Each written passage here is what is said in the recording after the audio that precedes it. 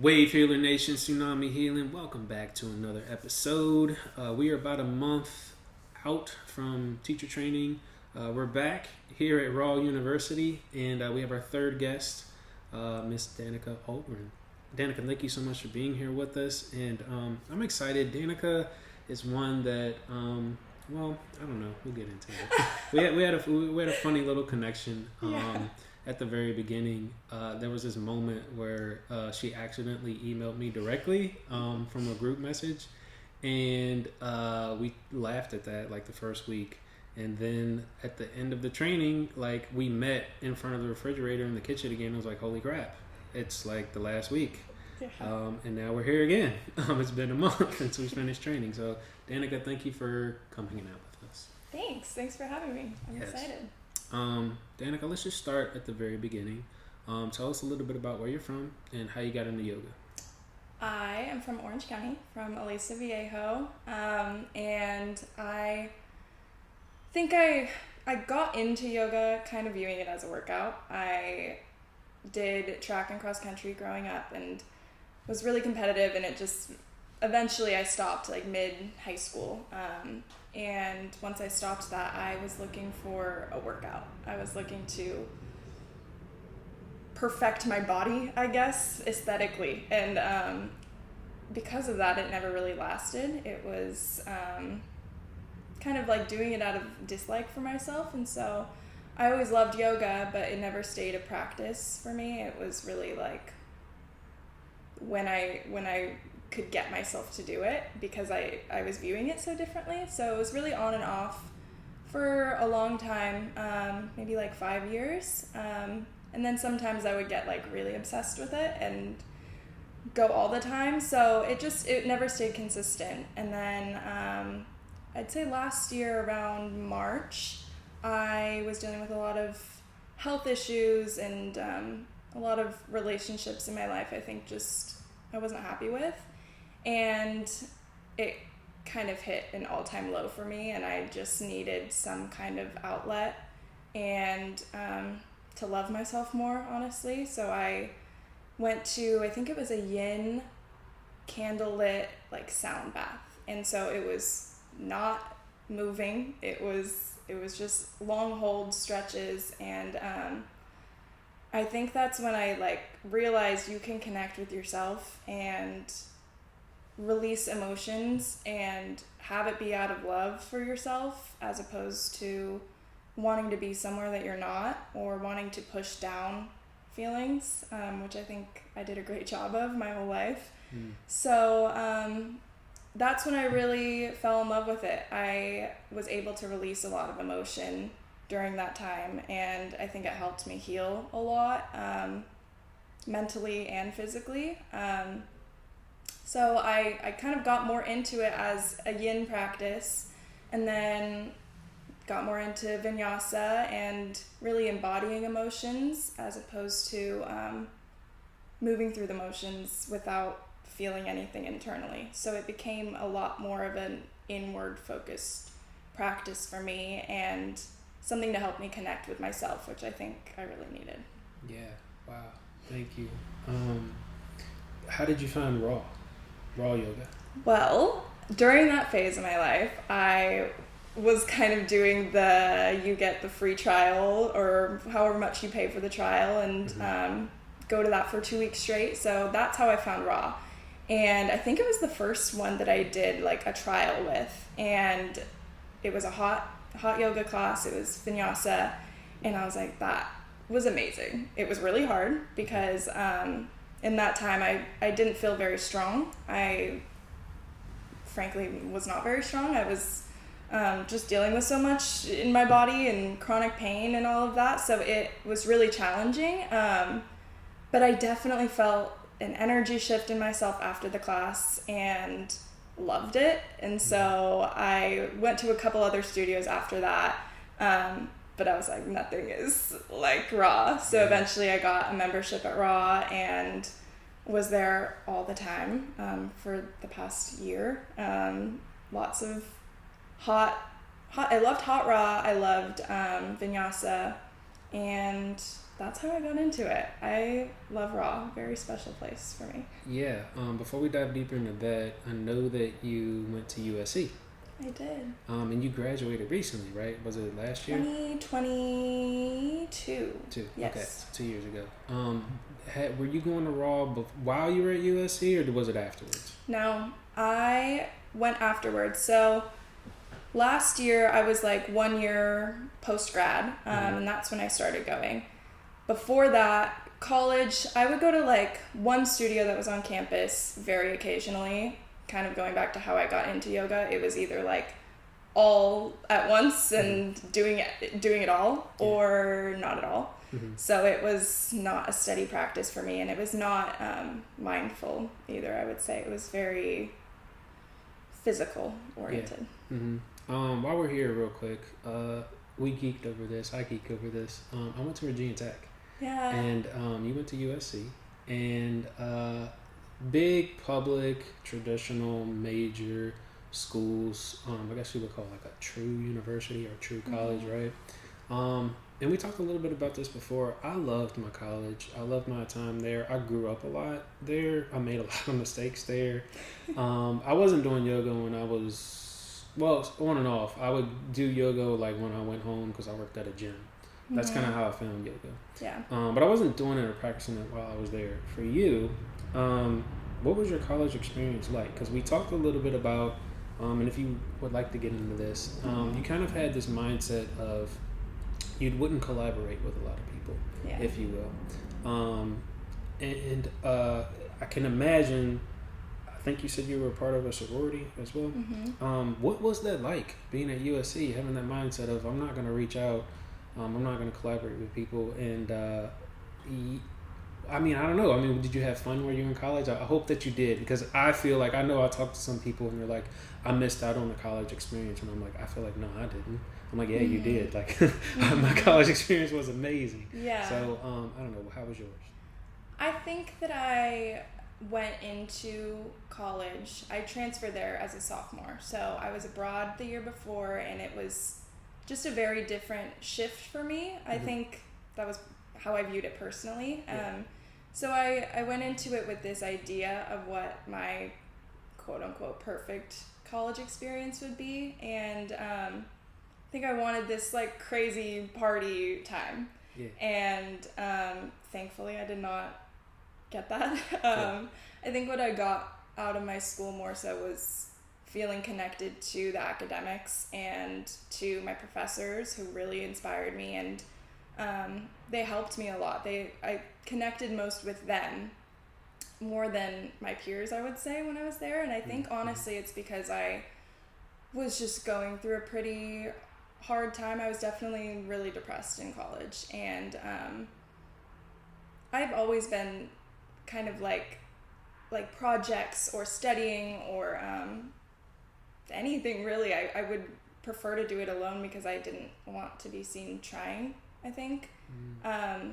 And so that definitely carried through, like, with studying and things in college, but also socially. I just didn't feel like I could show up authentically, I guess, because I don't think I knew myself enough to do that. So eventually I did meet really great friends who we connected on a lot more deeper things, and I was able to be a little bit more vulnerable with them on what I was dealing with mentally, and a lot of my college experience was also shaped by COVID. So there was just it was just a really hard time for me, and probably for a lot of other people that I went to school with. But it was a great experience, and I'm grateful that I got to be taught by such amazing people and be surrounded by such amazing people who were really like-minded. And it definitely ended up the way that it needed to be for me, and I do love it. Yeah. It was a unique experience with COVID and kind of how I approached it, but I am happy about it. Yeah, thank you for sharing that. With that too, so do you find it challenging that maybe people look at that a certain way? Like, you're from Southern California, and one of the best places in the world, with the best weather. You went to this public school, you're in a sorority, like maybe on paper it might look like you have this perfect life, but to your point, like you were struggling with all these things. Like, do you ever find it challenging that people might look at you a certain way or think of you a certain way? Yes. With that, so yeah, I mean, how to, and we'll bring it back to, but how has that been for you? I think I have grown up with a lot of privilege, and maybe just didn't even recognize that for a lot of my life. And I've also been quite a perfectionist throughout my life, and that was learned and kind of passed down from my family. And I think just with personal growth and looking at myself, reflecting, I've come to try and unlearn that a little bit, because I think it has maybe made it more difficult to connect with people, because I would tend to put a wall up or make it seem like my life was a certain way when it wasn't. And I think just connecting with people on a lot more of a personal level on different struggles or different unique interests even. I feel like it came down to just knowing myself better and connecting with myself better so that I could connect with others, because I think I felt so disconnected from myself that I was just trying to put out this image of myself that looked ideal, I guess, but at the end of the day, I didn't feel like I truly knew myself, and it's still a journey to feel like I fully understand myself and can express myself how I would like to and how it feels authentic. But yeah, I definitely, it's been a journey with that, and where I've come from and how I've connected with people has definitely shifted since realizing that. Yeah, and then there's another layer on top of that, and I felt like I really connected with you in this way, is that you're biracial. I believe your dad is from Japan, and your mom is Mexican. Yes. So a whole nother layer, right? I know for myself, when we talked about this, I never really felt like I belonged, or like I wasn't enough of one thing. Yeah. How has that been for you? I think I grew up in Irvine, and I always felt like diversity was celebrated, and there was so much diversity there, and I was always aware of that, and I think accepted people how they were. But for me personally, I felt really disconnected from my roots, because my dad moved here when he was 5, and his parents came with him, and they haven't been back much since, and so it's felt I've felt disconnected from that culture. The times that I do connect with it is with my grandma through food or hearing about stories, because I feel like my dad honestly doesn't remember it very well. And kind of same on my mom's side. We'll see family, extended family, a good amount, but that's the only way that I felt like I could connect to it. And I also think I didn't, because I felt so disconnected, I felt like it wasn't a core value for me. It was more just, that's who I am, and it doesn't mean much. But I think I've realized a lot more recently how important it is to connect to it, and I'm definitely seeking out ways to connect deeper with it, and hearing about where my parents came from and their stories, and hopefully being able to see the places where they're from, and connect with it on a much deeper level than I ever have. Yeah. No, absolutely. It's funny, but it's true. Like, when I see my grandma on my dad's side, I'm like, Grandma, thank you. I tell her all the time, because it's like, if she hadn't have come here all those years ago and like struggled through everything that she did, I wouldn't be here. Seriously. My dad would never met my mom, and it's crazy to think about. And she laughs, and she's like, "You're welcome." Yeah. But it's true. Like, all the time, I'll be like, "Grandma, thank you." And it's so special to connect on that level. Yeah. So with that, what brought you to teacher training? What made you want to do that? I think I really came to it because it meant so much to me in my life and helped me so much on all levels, that I truly just wanted to learn about it. I think I felt how it felt to practice it, and I knew I didn't know much about the history of it, the philosophies, or so many different limbs of yoga I just wasn't aware of and hadn't really sought that information out. Mm-hmm. So more than anything, I really just wanted to learn about something that meant so much to me. And there were some other things that I wanted to get out of it, like connection and a community, but I think I would keep coming back to this idea that I just wanted to learn, especially throughout the training, because I would be like, well, what's next? What am I going to teach? And how is that going to happen? It's like, no, you actually just came here to learn because that means so much to you. Yeah. All right. So let's get into 200-hour training. Wow. I Gosh. know. It's almost scary to talk about, but it's exciting. I feel like when I talk about it, I don't do it justice. Like I want to find the words and articulate how much it meant to me. And I struggle to do that. So here we go. We'll take a step at it. We'll start here. I'm glad you mentioned this. Community.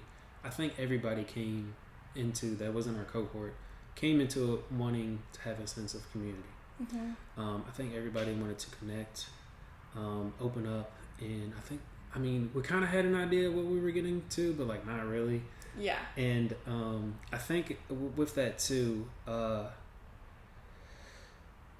think some of the people came in for the community project week, and they were like, yeah, you're probably here because you're going through something. And I think everybody was kind of going through something, which we found out together. Everybody had something that they had. I love it because it's kind of like, we talked about this a little bit. It's like we met each other before we were even born on like a spiritual level. Mm-hmm. And we all had this agreement that we were going to help each other through this. Mm-hmm. And I think we found that throughout. And I'm excited to do this because this has been layers of closure for me. Also, it's just the beginning for us because what I've been telling everybody is I'm excited. Like, I know you guys in the yoga room, know you in the studio. I'm excited to get to know you outside of the studio. Right. So with that, Danica, what were you dealing with coming in to yoga training? What were you expecting to get out of it? And like, what did you find? Big questions. Yes. You can take it one at a time. I was at a place of, I think, just learning who I was and my deepest values, and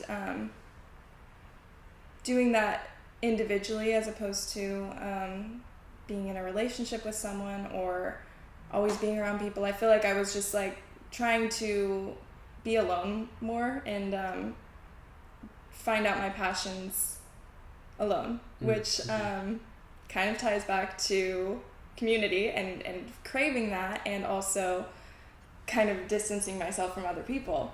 Yeah. And I came into this with an intention of creating community and also of being more vulnerable with people and opening up. And I did not know what that would look like.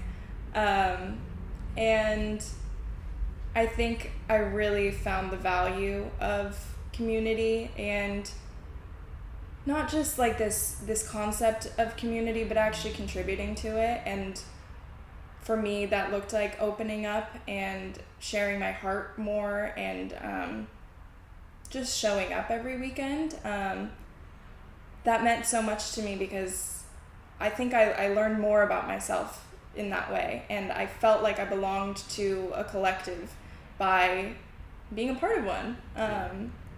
So that's definitely what I got. I think the value that I am so happy that I learned was so important to me from training. It was just being a part of something bigger and feeling held by a group of people who really have your best interests in mind, and that you do too, and you know their heart, and you know so much about them from having gotten to connect with them for 12 weeks. Yeah. With that, Danica, you just mentioned like sometimes it's hard for you to open up. We opened up in teacher training. Was that difficult for you? Do you remember like a spot or a point where you felt more comfortable to be seen and be heard? I think it was really difficult for me to actually practice teach with people. because it was something so new, and it was new for everybody. But for me, I just felt really afraid of like being seen trying, and I was like, well, I'm here, and that's the point of what I'm doing. So I kind of accepted how uncomfortable it was and just allowed it to happen, and I think connected so much more deeply because so many other people were feeling the exact same thing. Yeah. And I think a lot of my life I had this idea that I was like the only one dealing with things, which is so backwards. And a sacred circle also, which we would pour our hearts out essentially and connect it back to a text that everyone could relate to and everyone had their experience with. And even just in those reflection questions throughout the week, I'd be like, my experience is so difficult and I connect to it in this way. And then we would get to Sacred Circle and I would hear all these other perspectives and realize I'm not alone and everyone's carrying their own thing and everyone is so supportive of each other when it's shared. So I think all of those experiences just allowed me to feel like it's safe to open up and to share things that are not always happy. Yeah, I'm so glad that you said that. You feel like you're the only one that this is happening to. And like, that could not be further from the truth. Every single one of us feels the same way. Yeah. It's so funny. Yeah. I don't know. I felt like, how do I say this? I felt super connected when you said that. The first time back in teacher training, I felt like the only person because I had no idea that there was this girl in Newport Beach who felt like she wasn't enough because she's biracial. I'm all the way on the East Coast in Richmond, Virginia, feeling the same way with and it's like, no, it's like we are so much closer than we think. Like once we start to like get to know each other. So that was really cool.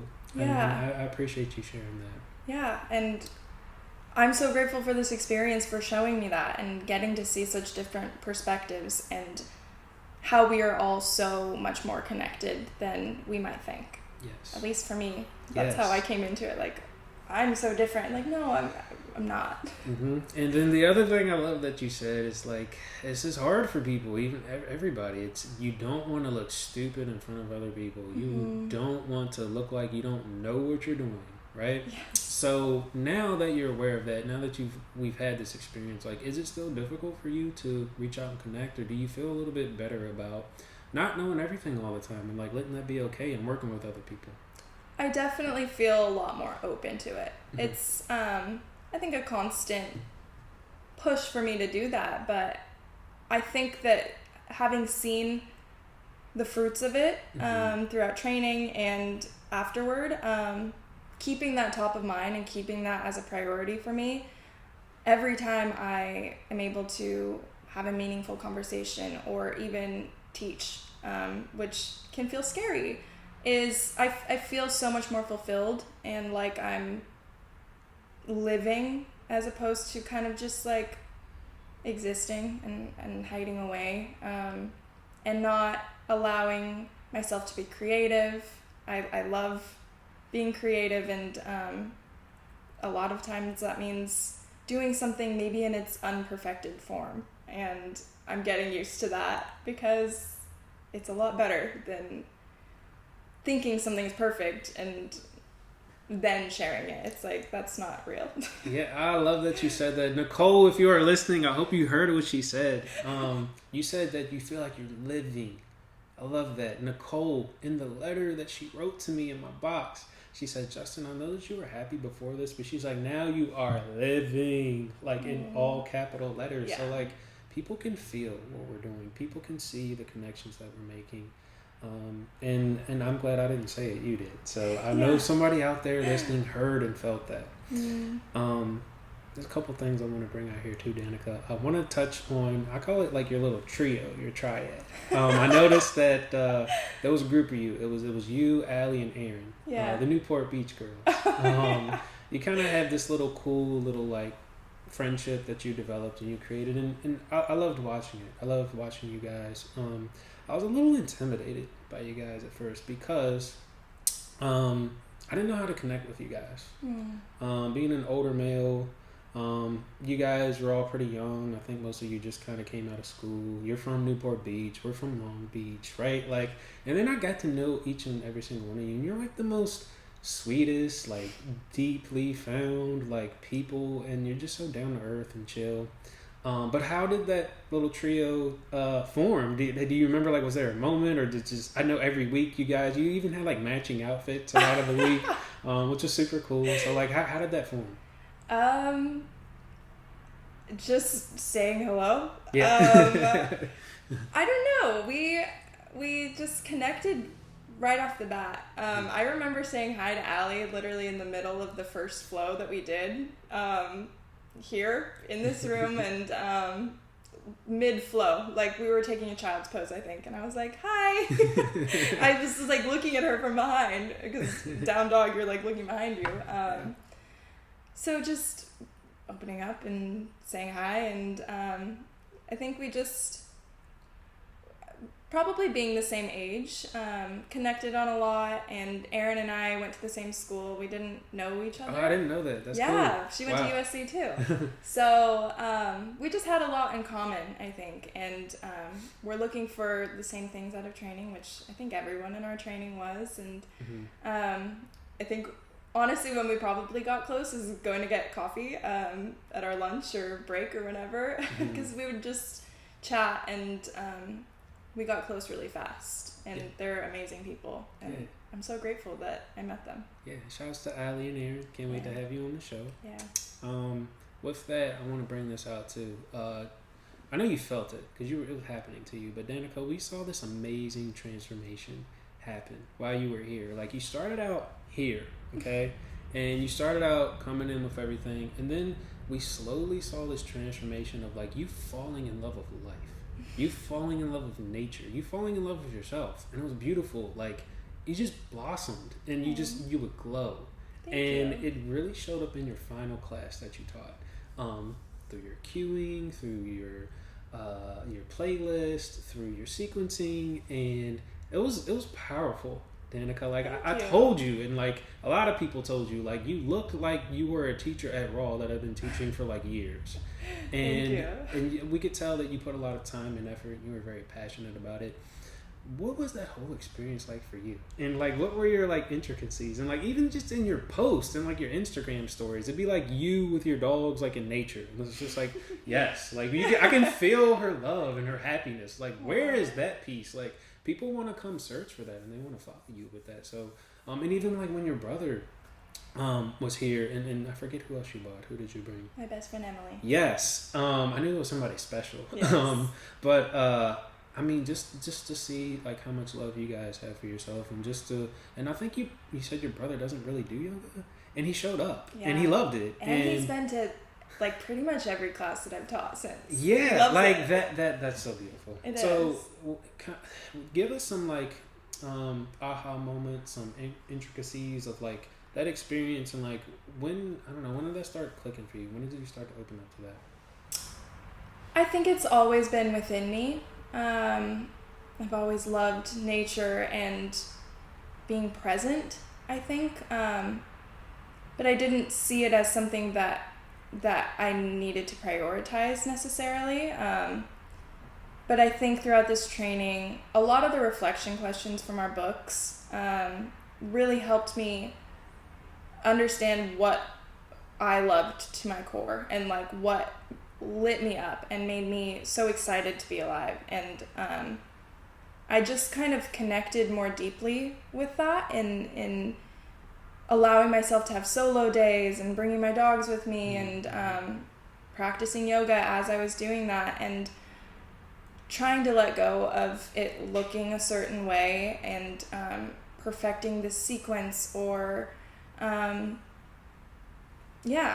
just wanted to exist more so than have it look a certain way. And I think once I allowed myself to do that, I felt immensely happy, and it means a lot that you said that you could see that. And my parents would tell me that too throughout this training, like, you just seem so happy and like alive, and I did. And I think I needed that. I don't think I've ever felt like that ever. I just would kind of like let things get me down before, and I think I gained a lot of tools in this training to help me stay grounded and not let little things get to me. I actually was laid off in the beginning of training. Me too. Yes. Yes. Surprise.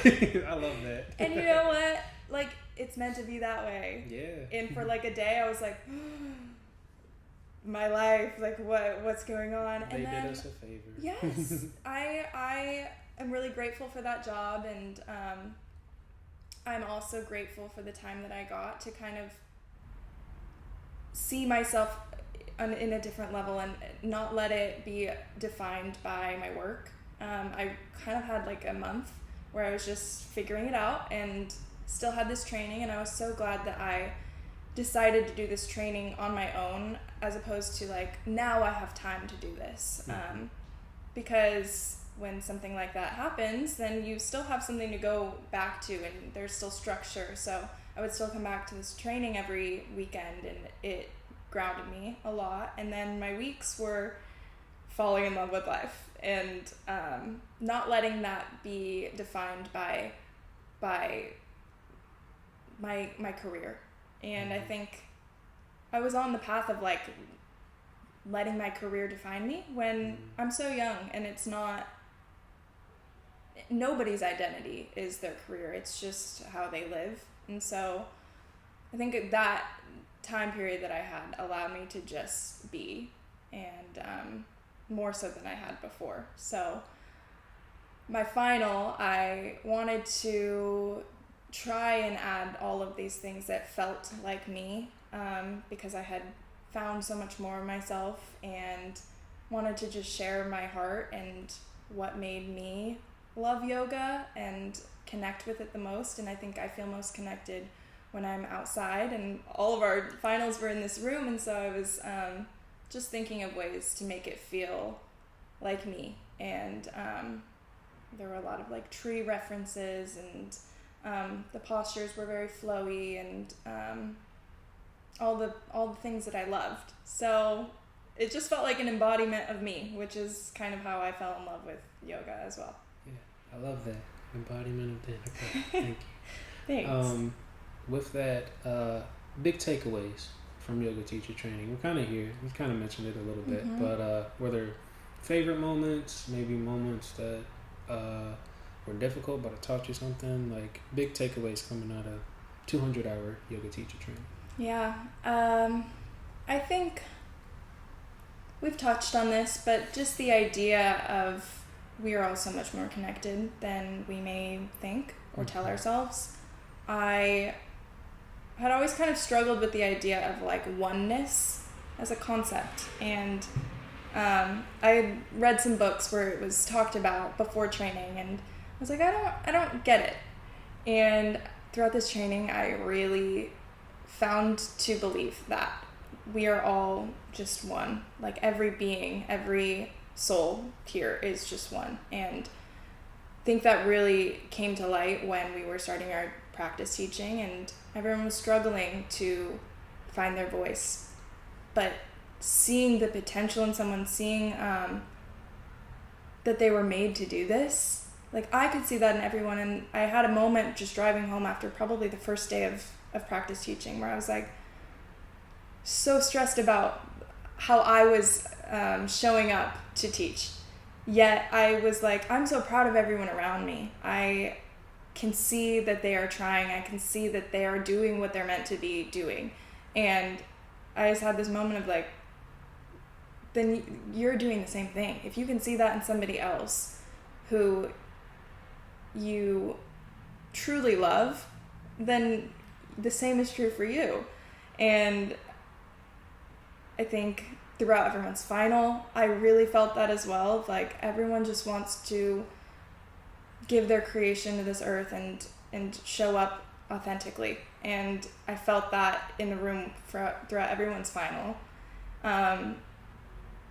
And I'm glad that I've kind of grasped that idea more, and I really do believe that everyone is interconnected, and the love that you can feel for other people is really love that you have for yourself in this life. That was my biggest thing for sure, and among so many other things, but it meant a lot to me to realize that. Yeah, thank you for sharing, Danica. Yeah. So what's next? You've been teaching, you started your community project. Yes. You have some other things on the rise. So tell us, it's been a month. What have you been up to? What have you been creating, and kind of where were you coming out of it? And like, you're doing some really cool things now. Yes. I think right now I'm really just trying to integrate everything that I've learned. Yeah. And that's a big task. Yes. I've felt, I don't know if you felt the same way, for the past month I've just been so busy, and so it's felt like a whirlwind coming out of this, because there's so much that I would like to incorporate into my life, and there's also so much going on. So finding a balance of that where I'm not looking to get to the next place all the time necessarily, because I have a tendency to do that. And when I feel best is living in the present moment and doing the next right thing, as opposed to what's this event going to look like, and next and next and next. And so I definitely am really excited for all the things that I've been planning for with yoga, and I started a new job, so it's just been exciting to grow in that aspect and balance it with everything else that I've found to love so much. And for now, it's looking like work throughout the week and being present there, and learning as much as I can at work, and weekends flows and creating community with yoga. And it's been really cool to meet new people in classes I've been teaching, and I started my community project with teachers, so it's been cool to bring that to a new space and give back to people who give so much to students. And it's my mom and some of my best friends, and then their other teacher friends. So lots of cool different spaces that I've been doing yoga in and meeting people in, and I've loved that a lot, and I think there's a lot more of that to come for me. Yeah, absolutely. And then while we're here thinking about it, if people want to find you, connect with you, take your classes, what is the best way to reach out to you? I guess my Instagram, Danica Ogden, 2 N's. But I recently just started posting about them there. Some of them are events, so it's kind of a collaboration with different brands, but I think I'll be posting about it because I want anyone and everyone to come and be able to experience it if they'd like to. Yeah, and don't worry, folks, we'll tag that up for you so you can find her. Thanks. Danica, is there anything kind of like a direction you want to go in, a certain studio you want to work for, or have you not gotten there or even thought about that yet? I've thought about it. I think I'm really happy being outside and doing yoga.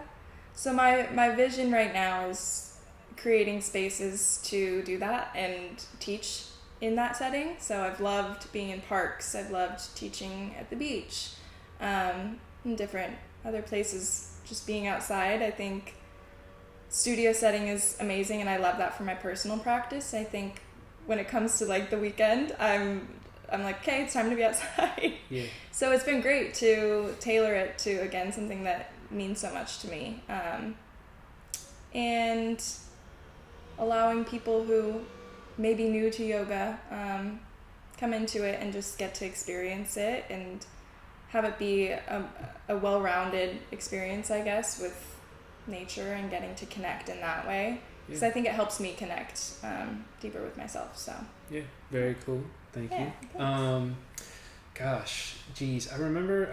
I laugh at this. I just saw Ali recently, and I was like, I remember you and her sat here, like on our graduation. I was like, I don't want to leave. No. I don't want to go. I don't want it to end. And I know for me, this past month, especially like the first week, and I'm glad I've gotten to do this. I had a really hard time getting grounded. It was like, what is real? Am I a teacher? Am I an actor? Am I like a sales rep? I'm all these things, but I'm none of them. I don't know. I mean, every person I've talked to, I think we're all dealing with that, right? Yeah. And I love what Madison said. Shout out to Madison. She's like, yes, it's perfectly normal. And that's ego. Your ego wants to self-identify. So when you're connected to spirit, none of that matters. And I was like, oh yeah. That. Right? That old thing. Yeah. So I wanted to get to Danica. Where do you feel like you're at now? With that too, like, congratulations on your new job. Thanks. That's exciting. And yeah, I know you said you wanted to go outside and you want to teach and you want to create those spaces, and I love that. I think about the type of teacher that I want to be and what I want to do with it, but it's starting to shape up in a way that, like, I had no idea A, it was going to happen this fast, and B, like, I would even have these really cool opportunities that I'm starting to get. So I don't know. I mean, what do you feel like the kind of teacher that you want to be and you want to create? Because I know, like, for myself, kind of what I'm getting to as well is what does your practice look like now versus what it used to look like? Because this whole idea of, like, having a personal practice and, like, your working practice, right, and then, like, your teaching practice, I never knew what a personal practice was before I came into here. I just thought you go to class and, like, if you think about it, that's kind of like if you were in the NBA or the NFL, you just play games on Sundays and you play the playoffs. But, like, no, there's this whole off season where, like, you're training and, like, every day you're trying to get better. So how has your personal practice, like, start to shape and form? I think that's something that I'm actually struggling with a bit right now. And maybe other people can relate coming out of a training, because I feel like there's, with working a 9-to-5 at least, I am limited in a way with time I have to plan a sequence and the energy it takes to think of somewhere to teach, as well as having a practice that feels grounding for me. And even, like, getting to a studio, I feel like I haven't been to Raw in as regularly as I'd like to. I went once this week, so it's like, that's what I mean when I say I feel like I've been so busy for the past month.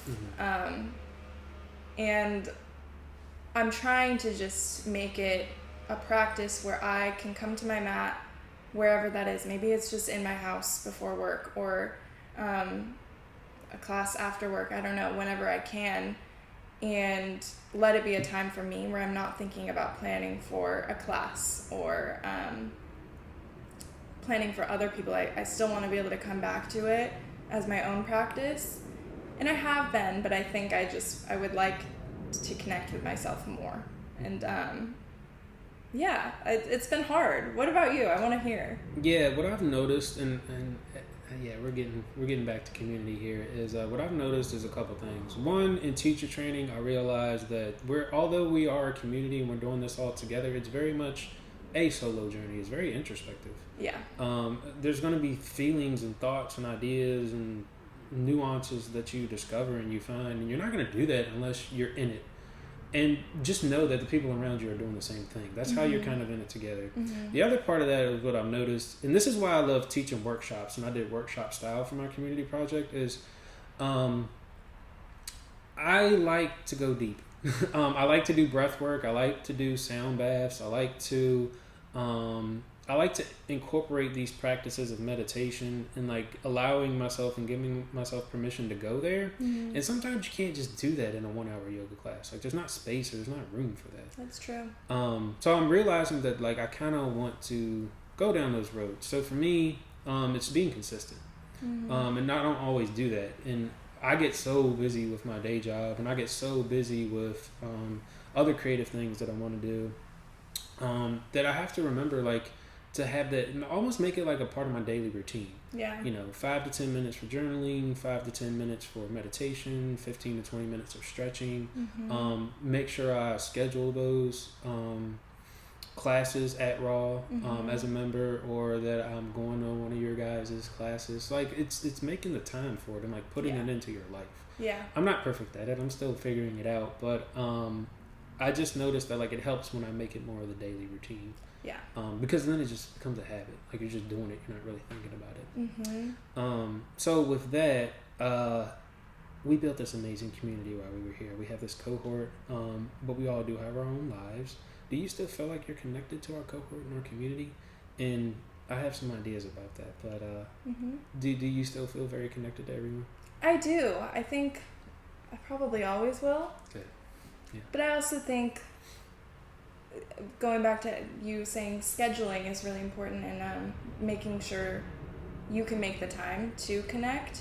I've felt that recently. Like, I think that some of the reason that I feel like I need to get to Raw is because I want to see these people who are probably going to be at Raw, who mean so much to me. Yeah. And same with their own personal flows that they're teaching. Like, I want to make it to all of them, and sometimes that's just not possible. I think, like, on a soul level, I feel very connected, and sometimes I guess I'm worried that there's going to be like a disconnect because time can go by, and people have their own lives. So it's definitely something that I really want to prioritize, and is going to be top of mind for me to try and continue to see everyone as much as I can. Yeah, and here is what I want to offer to everyone. A part of the reason of knowing these is to stay connected. Yeah. It is to give people a reason to listen. And like, oh, here's so and so's interview. Let's all listen. Let's connect. Love that. Right. Also, like I said, I feel like this is just the beginning. I am excited to get to know you guys outside of the studio room. And to your point, yes, it's kind of like when you go to high school, people, or you go to college, people. Like, how many of those people do you still talk to, right? So I think it's a give and a take, right? It's a two-way street. So I would totally suggest to you and to everybody who's listening, if you are feeling some kind of way, like you feel disconnected, please reach out. Yeah. Reach out to me. I love to talk to people. I love to connect. And let's create events. So with that, I've talked to a couple people about this, and hopefully, I don't know, maybe end of May, beginning of June, let's go on a hike. And let's go to, I think it's Black Star Canyon. I've been wanting to go there forever. There's a waterfall. We can hike. I think it's like a 7-mile hike total. And we can swim in the waterfall. So stuff like that. And then let's go to each other's classes. Let's have, I know we talked about this with Asha, if you're listening. Asha has a really cool apartment complex with a pool. Let's have a pool party. Let's have a barbecue, a cookout, and just stuff like that. And it's kind of like family, right? It's like, to your point, like, we're all connected on a soul level. When we're not going to see each other all the time, because we have mothers and we have people who are about to get married, and we have people with families, and we get that. But a couple times a year, a couple times a quarter, maybe a couple times a month, and yeah, definitely let's see each other raw. So I know some people were really worried about this, but I was like, yeah, I don't know, we're still connected. I'm not going to let it happen. Yeah. I can't. That's right? a great mindset. I can't. Yeah. So it's like, when you're starting to feel sad or depressed, text that person. Yeah. Call them. We're that close to each other. I know. We're a text or a phone call away. FaceTime them. Go have lunch with them. I know.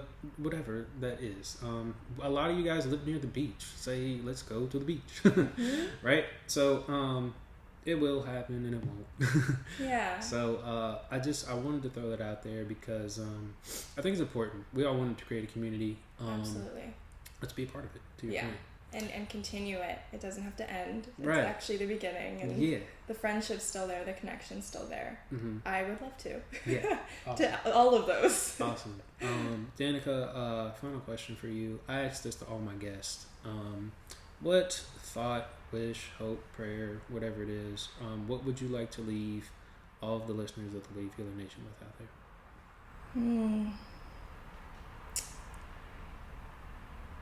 Probably the same thing I would tell myself. I